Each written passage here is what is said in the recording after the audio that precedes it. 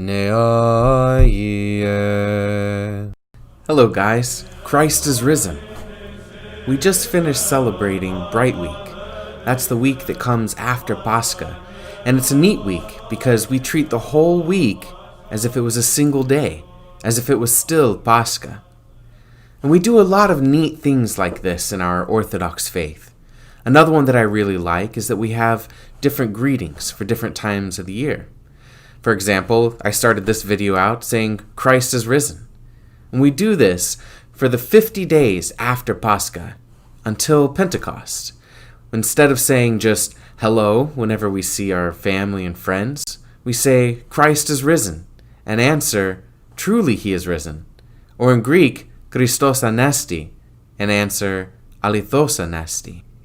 Another neat thing that we do is we have different songs, different hymns that we say throughout the year, depending on what saint or feast of the Lord we're celebrating at that time.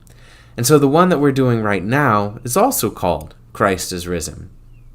Now, if you remember from previous years, or if you've been watching our live stream this year, you'll notice that we sing this hymn a lot during the Divine Liturgy.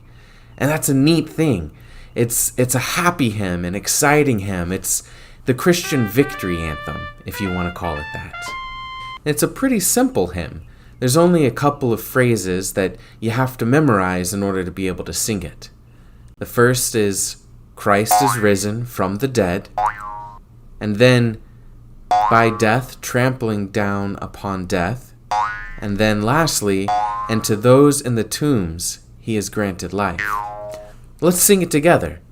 Christ is risen from the dead, by death trampling down upon death, and to those in the tomb he has granted life. What does this hymn mean, though? Well, again, we can take it phrase by phrase. The first was, Christ is risen from the dead.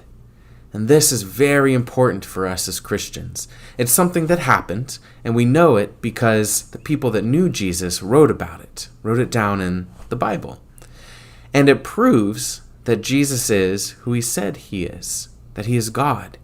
He has power over death because he's the one that created life.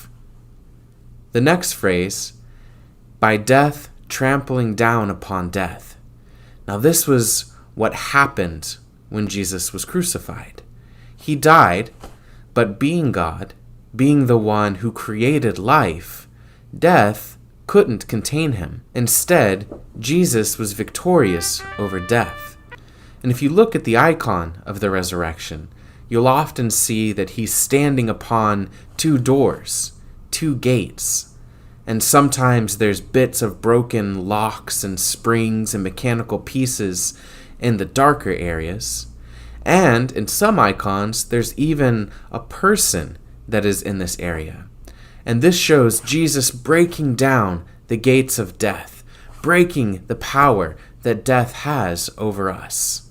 The next phrase, and to those in the tombs he has granted life.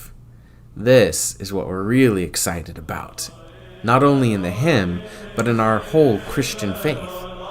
Because Jesus broke the power that death has over us, it means that death no longer holds us forever. We too can be resurrected, and we will be one day. When Jesus comes back to the earth and establishes his kingdom here upon it, then he's going to raise us up from the tombs.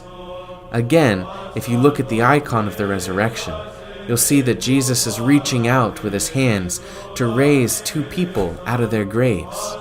These two people are Adam and Eve, and they represent all of humanity. So when Jesus resurrected from the dead on Pascha, he was also raising our human nature out of the power of death.